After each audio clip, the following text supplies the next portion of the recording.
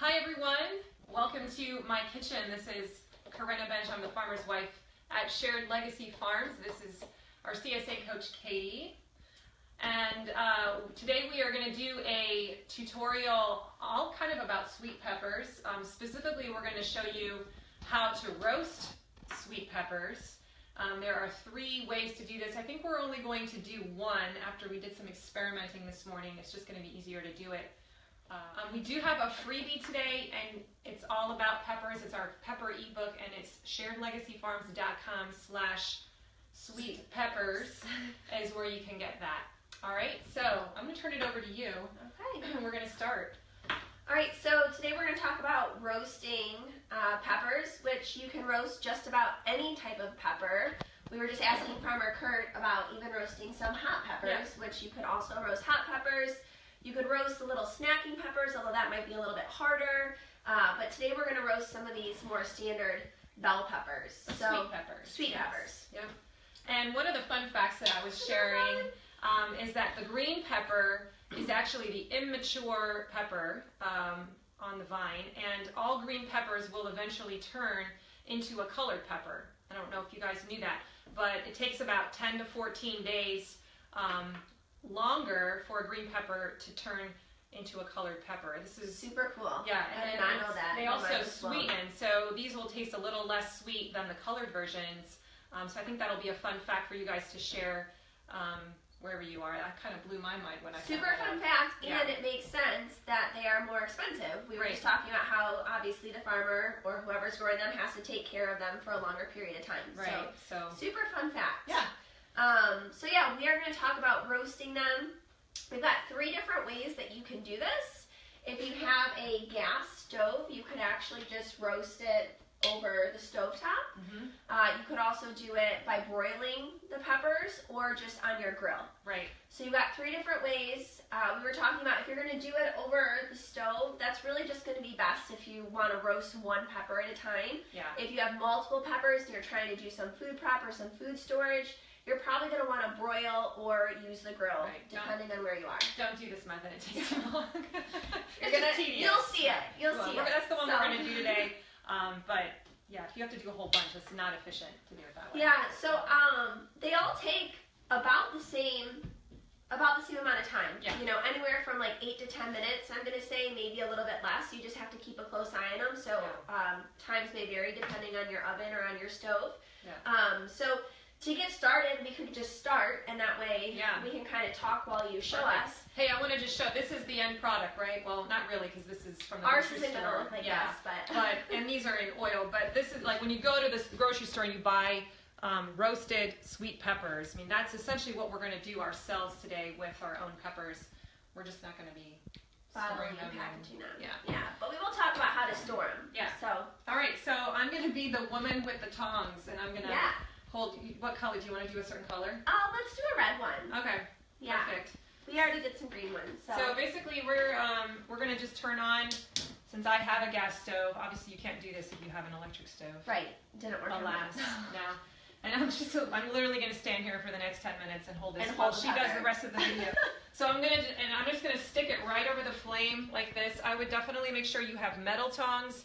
Not the ones that have the obviously rubbery. Well, I had some that had like Teflon coating on them. Yeah, I mean, don't use those. Right. Or if you have some grill tongs, and you can even just set it down on the flame on the burner for a while. And so you want it to burn. Right. I mean, you want it to char and get the skin to get black. So you can set it down. Obviously, you don't want it to like be on fire or anything, but it's going to end up getting charred. So you can see she's essentially going to stand there for probably 8-10 minutes while we talk about the rest of these until it turns into something like this. And I'm going to be rotating my hand. So we are going to wait for it to kind of shrivel up and get super dark. And black. Yeah, nice and black, because that's really what's going to allow the skin to peel off. Yeah. You want to talk about how you would do it in the broiler? Yeah. What would you have to do? So she's going to stand there. If we were going to do this, and let's say we were overloaded on peppers. Let's say we have a lot of them and we're not sure what we're going to do. This could be kind of like an exit strategy. This is a great exit strategy. If we really liked roasted peppers, and we'll talk about how you can use them. So if we were going to do this in the oven, we would simply put some aluminum foil over our sheet pan here, set our peppers, and we would simply turn our broiler on, 500, 550. You want to put it on the top rack or the second top rack. Yep, so you could put it as close as you can to the top, and we would turn it on, and we would just continuously kind of watch what was happening. So I would come back every 2 to 3 minutes to make sure that we're turning them with our tongs and making sure that we're cooking all the sides evenly, and each side is getting that super charred look on it. Yeah. So when she stands here, this is going to take about 10 minutes. In the broiler, it'll probably also take about that time, but times are going to vary. You have to keep a close eye on it. So you just want to make sure you're spinning and rotating them. Right, and they start to seep juices sometimes too, which is why you want that foil down. Yeah, so it kind of could make a mess. Yeah. And you would use that same method on the grill. So if you were already like grilling stuff and you had your grill on, I think that would be a super easy thing to do. That's how I was doing it last summer, just on the grill, and again, just continuously turning them and making sure that they're cooked evenly. You just put them right on a grill pan? I just put them right on the grill pan. Yeah. And they turned out fine. So 3 different ways, all really easy. Once they get to be that super dark color, you have a bowl nearby, and you can put them in a bowl, and you're going to cover it. And I would say leave it covered for at least 5 minutes, could be longer. We've probably had these in there for a while. Yeah. Maybe like 20 minutes or so. Whenever you can come back to it, you want to make sure you cover the bowl. That's going to allow them to continue to cook, and it's also going to allow the skin to come off a little bit easier. So we covered it with a plate. We were talking about reducing waste, but you could also cover it with like plastic wrap or foil if you wanted to. But you do want to make sure that it's kind of covered completely on there. You want to give it a chance to cook a little bit longer, because that's what the skins will slip off after they've softened up a bit. So then when you come back, and hopefully by then they're going to be like somewhat manageable, you can see that this skin is going to peel off really, really easily. We're going to kind of make a mess. So you would want to peel off the skin. And if a little skin stays on there, you can even see in the jar sometimes they've got some charred. I know that I've heard that you can also, I haven't ever done this, but I've heard that you can run this under water too to help you get the peels off if it's still too hot. But and that won't change the taste or anything, right? No. Perfect. So we want to say hi to Miss Rebecca Cross, and Miss Tanya Bradstock has a question. Have you already done or plan on doing a video on blanching your food? We have done a video on blanching spinach and greens. Yep. We do have some more videos that we'll probably be doing on food storage and those foods that you should blanch before you freeze. So yeah, to answer your question, I guess we kind of have, but stay tuned because there will definitely be more in the future. All summer long during the CSA, we're going to be doing tons of videos. In fact, we were just planning our schedule about 20 minutes ago for all the things we want to teach this year. So yes. And those ones we've already did, are those on YouTube, or how would they find those? Yes, they are. Most of them should be on there. If they're not, they will be soon. We're creating a huge video library on YouTube that our CSA members will be able to easily access on our new website's coming out soon, and we'll have it all kind of organized so you can easily find those links. Gotcha. Good question. Yeah, great question. And we'll also be going through how to blanch other types of foods probably as different questions come up like that one over the CSA season. Kurt, you want to come over here and just look at this pepper real quick while she's peeling this? You can see it's starting to get blacker. It's not ready yet, but this is what starts to happen, and I keep turning it. You want the entire thing to be charred, right? Yep, it's going to be nice and black, so it's going to take a little bit longer. All right, so this one is pretty much peeled. I just Look how soft and rubbery that is now. Yeah, super soft. So after they're roasted, we know the green peppers aren't as sweet as the red peppers or the orange peppers, but it does increase the sweetness. It When you roast them, yeah, roast them. It kind of concentrates the flavor. So after you have some roasted peppers in your fridge or in your freezer, they're kind of like flavor enhancers to meals. They're like little bonus things that you can add. I really like using them as kind of flavor enhancers because they're also a really clean, healthy choice. I know a lot of us tend to gravitate towards more like condiments and things that have a lot of additives and preservatives. And using roasted peppers to kind of flavor some meats or flavor some dishes or some salads is a great, clean, healthy thing to do, and way to kind of enhance the flavor of some of your foods. So talk about the nutrition a little bit. You want to? So nutrition content of roasted peppers is really similar to a raw pepper, except we're kind of concentrating everything like we did when we blanched spinach.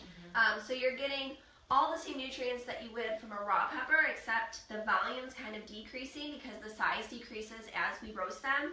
Vitamin C content of peppers is amazing. So just half a cup of these roasted peppers will meet your daily vitamin C needs. Wow. So they actually have more than an orange, which is super cool. So if you don't mind adding some roasted peppers to your foods, that's a great way to kind of increase the vitamin C content. We do lose a little bit with roasting, but not much. And then we actually increase some of the nutrients by roasting them, which is super cool. So one of them is beta-carotene, which is fantastic for your eyes and for overall vision health. And by heating up the peppers, we actually increase the beta-carotene content, which is super fun. So some nutrients, we worry about losing them when we cook them, but other ones tend to get increased. So either way, it's a good option. Overall, a really low-calorie, healthy thing, again, that you can add some flavor to your foods. Right. So fantastic option, healthy thing to kind of add. Right. So after we have the peppers peeled, and we kind of got the skins out, you can see that they're super soft. You can kind of store them depending on how you think you might use them. And we'll talk about some of the ways on how you can add them to your meal. You could slice them up into smaller pieces and keep them in your refrigerator. If you store them in your refrigerator, they're going to last in the fridge for up to 5 days.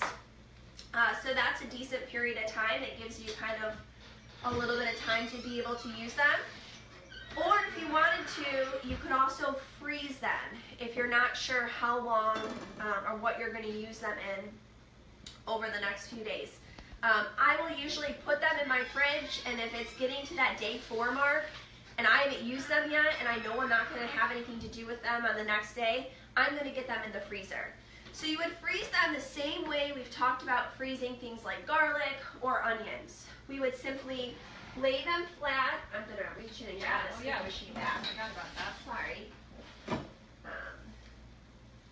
So in the fridge in an airtight container for up to 5 days. If we store them in the fridge and we haven't used them yet, we're going to freeze them. Again, we want to try to reduce food waste, so we don't want to be throwing anything away. So you could put them right on a sheet or put some foil down if you wanted to first. Put this into the freezer.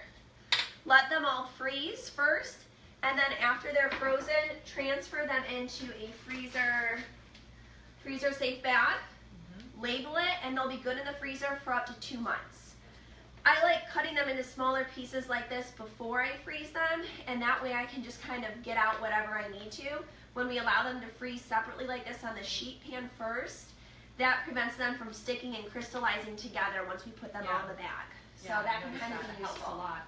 Yeah. You could also just peel them and freeze them whole, but then when you do go to use them, you're probably going to have to grab out a whole pepper, which is fine. I'm going to say in a lot of the recipes you're going to want at least a whole pepper, if not more, so that's okay too. Right. So you can definitely freeze them or store them in the refrigerator, whichever you prefer. Either way is a good, easy way. Perfect. So talk to me a little bit about how you might use these roasted peppers differently than like when they're raw. Yeah, so obviously they're not going to be crunchy, so you're probably not going to be like taking a roasted pepper and dipping it into hummus. That's not going to work. These are going to be used more as like a condiment to brighten up a dish, to flavor up a dish, although they could also be the main part of a dish. So the ebook that you made was amazing because it does have some recipes that involve both. Right. So tips to use them on a daily basis. Eggs, omelets, scrambled eggs, frittatas, amazing to add red peppers to. You can also just simply add them to a cold salad, whether it's a cold green salad or a caprese salad with some fresh tomatoes, mozzarella. This is a great thing to kind of enhance the flavor of that and add some nutrients to it. So those are some of my favorite ways. Also adding them to like your staple pasta dishes, so mixing them into a marinara sauce or a spaghetti sauce would be great. Or a dip. A dip, absolutely. Pureeing it into some hummus, or you can make a roasted red pepper dip. Soups, we've got a great roasted red pepper soup in the ebook. So definitely could be the main component of a dish or just kind of a condiment. Yeah. I love slicing the roasted red peppers and just adding it to like some grilled chicken or some grilled salmon. It's really going to add some color and really enhance the flavor to the meal. We use it mostly, I have a recipe that I use that's a skillet, like a pasta skillet meal. Yeah, we actually made that a few videos ago. We did. Yeah, just tossing it with some beans and sausage and like spinach and onions. Yeah, and that's one of your family favorites. Yeah, and it's super easy. So if you go back to Shared Legacy Farms YouTube channel, that video should be on there. Yeah. I think it was a skillet meal, just like basic pantry staples. It was at the pantry staples. Yeah. And that is a quick demo on maybe a skillet meal that uses some roasted red peppers. So overall, really easy to use. We've also had people say they mix them into like burger meat or meatloaf to enhance the flavor. Right. So really a great kind of add-on or booster to the meal. Right. Make sure that you label, if you're going to freeze things, I would make sure that you label the bag of what kind of pepper it is. Because if you are doing hot peppers, you don't want to accidentally put the wrong one in. I know that I've made that mistake before with my freezer. And as silly as it sounds, once you start building up your like freezer, staple, pantry, you're going to have a lot of stuff in there, and you might not realize that you've got roasted peppers and raw peppers in there. So I used to be one where I'm like, I don't need to label this stuff, but you really need to label it. Yeah. The roasted peppers also aren't going to last as long in the freezer, only a couple months. So you also need to put a month on there and a date on there so you have an idea of when you need to get them out of the freezer by. Yeah. So that's doing pretty great. Yeah, why don't you come over here and look, it's starting to drip its juices on my burner. It's making some weird noises, but you can see how it does. It smells good. It's getting real nice and black. We could probably put this in the bowl. Yeah, and absolutely. it would, and then it would eventually, it'll have to cook, it has to cook a little longer. So we're not going to stick around to show you how to peel this guy. This is too hot to handle. Over there. So, delicious peppers. Yeah, Perfect. so now we're just going to recycle the whole process. Yeah, recycle the whole process and peel some more peppers. Yeah. I do want to say that we talked about this with picky eaters, that you shouldn't say you don't like a veggie until you've tried it at least 3 different ways. So this is one other way. Yeah. So if your kids or your family, if you've got picky eaters that don't like raw peppers, I bet you they will love them in a salad or as a condiment or mixed into something. So this is another way you could expose your family to a new veggie. Even if they don't like it when they see this, they might like roasted peppers. So give it a shot. I definitely agree with that. I'm not actually a huge raw pepper fan. If I'm going to go for something on the crudité dish, it's usually not the pepper. But you love roasted peppers. But I love roasted, love them. And actually that's the case for a lot of things. I'm not a big radish or turnip fan, but then I roast them, and it's a completely different taste, different vegetable for me. Yeah. So roasting is definitely an exit strategy that you want to master, and it really does change the way things taste. Yeah, so experiment with it. Play around with it and let us know what you think. Yeah, and I wonder too, like, which version you probably would use, if you would do this method or if you try it on the grill or in the broiler. So they all work. And in our ebook that we're going to share with you at sharedlegacyfarms.com/sweet-peppers, we walk you through the 3 different ways that you can roast these guys, so you can see it all spelled out for you. And how to use them and recipes. Yeah, yes, all of that. Thanks so much for joining us today, and check out our YouTube channel as well. Say bye. Yeah. Bye. Have a good one. Bye.